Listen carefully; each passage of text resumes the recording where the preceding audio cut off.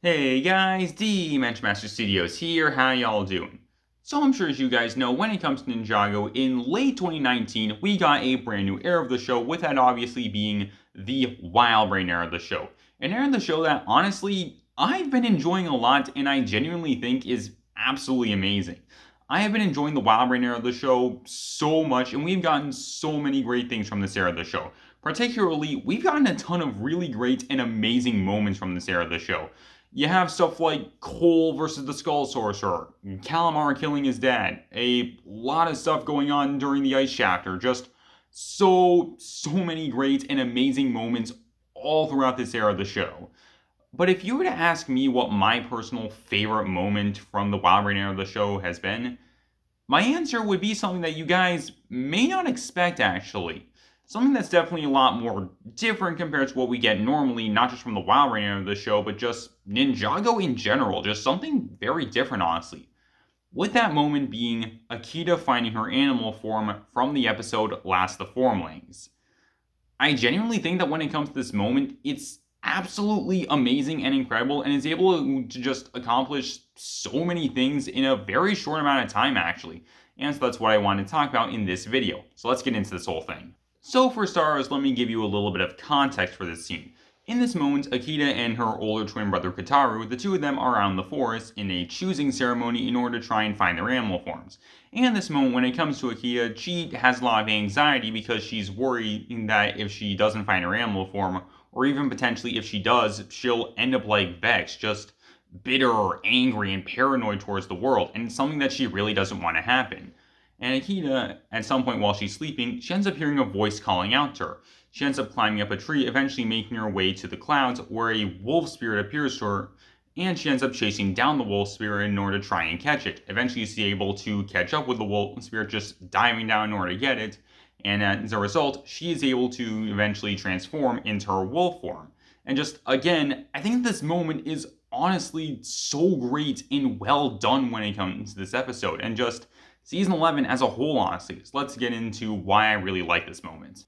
For starters, the animation. I think that when it comes to the 2D art style for this episode, this was honestly the perfect choice to go with when it comes to the episode.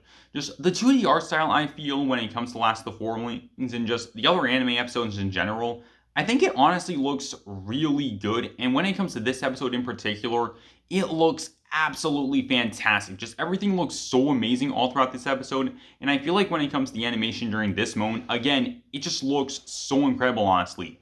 Just seeing the clouds and the movement and the wolf spear and just everything in general when it comes to the animation, it works so well, honestly, in just making this moment all come together just on a visual level alone.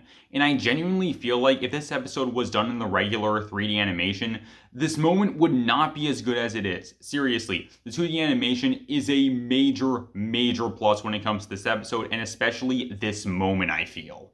Another thing that I really like when it comes to this moment is the music.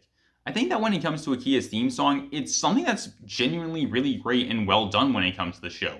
I like that early on, it starts off as being this more mysterious music and everything, which I feel fits when it comes to Akita's character, because up to this point, Akita has been a pretty mysterious character, actually, with her initially appearing as her wolf form for a majority of the season, actually. And going into this episode, we really didn't know all that much about Akita, actually, just who she was, what she's been through, and why she's been in her wolf form for a majority of the season, actually. So I think that's definitely something really cool to see that just reflected in her music, actually. Just again, it's more initially mysterious because that's who Akita is initially, but it eventually changes into a much more upbeat and kind of happy-like song, considering that in this moment we get a chance to just learn more about Akita, plus at the same time, she's experiencing this genuinely happy moment for her. She's able to just find her animal form, something that she's always wanted to happen, and I think that's definitely really cool. And I also really like the chorus that you can hear in the background just saying Akita's name. Just, again, I think that adds a nice touch to this song overall, and again, it's genuinely really well done just to see that this kind of nice and happy song that's meant to just make you feel this way again.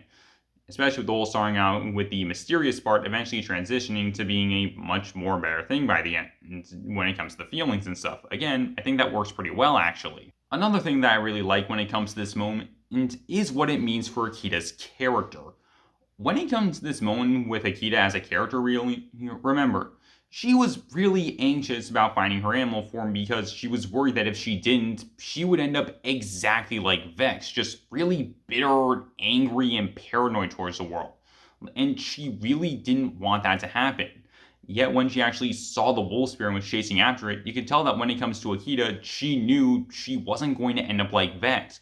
She was able to overcome her anxiety that she had, and she was able to realize that, again, she's not going to be like Vex. She's going to be different from him. And I think that's something that's genuinely really great and well done to see, honestly, when it comes to the show. Just seeing Akita go through this mini arc throughout this one episode, and how it's eventually able to just transition into the rest of the season, actually. Since when it comes to Akita's main arc throughout the events of the season, it's mainly her overcoming her trust issues and trying not to end up like Vex again in a much bigger way. And it's because of that she's also able to help out Lloyd with him overcoming his own trust issues, thus allowing the two of them to just, again, not become like Vex and just bond and become closer over the events of the season. I think that's something that's really cool to see, honestly. Another thing that I really like when it comes to this moment is actually the lack of dialogue. This is something that we rarely get when it comes to Ninjago, really, because for a lot of the times when it comes to the show, there are just these moments where the characters are talking about the situation and stuff that's going on. And there's definitely some moments where the characters aren't talking as much, mainly during battles, and yeah, there are even some emotional moments where, again, there isn't that much dialogue and everything, and I do genuinely really like those moments. But I feel like when it comes to this moment, it once again works really well, mainly because it just allows the visuals and the music to tell the story. Again, this is something that we don't often get when it comes to the show. Just, again, visuals and music telling a story, and you just have to watch what happens. And again, I think that works so well when it comes to this one moment, honestly. And finally, just one last thing that I want to say when it comes to this moment. The first time that I ever saw it at all, this moment did something pretty interesting. Because when it came to this moment, it just took me out of the episode, basically. And I mean that in a really good way, actually.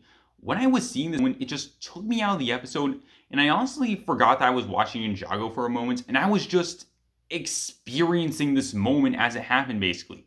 I was just seeing the visuals and the music, and just seeing this really great and well done moment.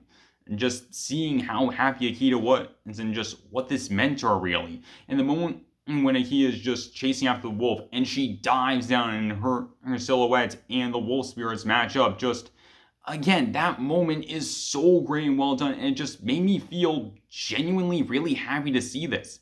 And again, when it comes to this moment, this is the only time when it comes to Ninjago that this has ever happened, honestly. Just, again, I'm taken out of the episode and I just experience what's going on, really.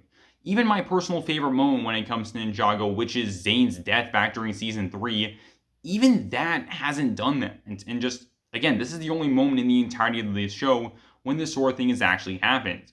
And just, it's because of everything working so well and working in unison to create this genuinely amazing moment, unlike anything we've ever seen before when it comes to the show, honestly.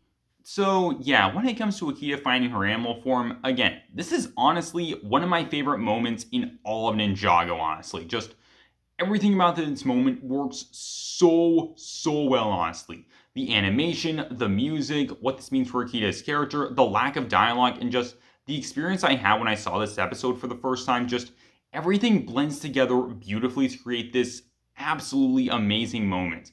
This is, again, my personal favorite moment that we have gotten when it comes to the Wildbrain era of the show. And honestly, this is my favorite post-movie moment we have ever gotten, and it's one of my favorite moments in Ninjago history, actually. Second only to Zane's sacrifice back during Season 3. And so that's pretty much all I got for you guys. So tell me down below, what do you guys think? What are your guys' favorite Wildbrain moments we have gotten when it comes to the show? Again, tell me down below, and I hope you guys enjoy. Later, guys, this is Dimension Master Studios, signing off.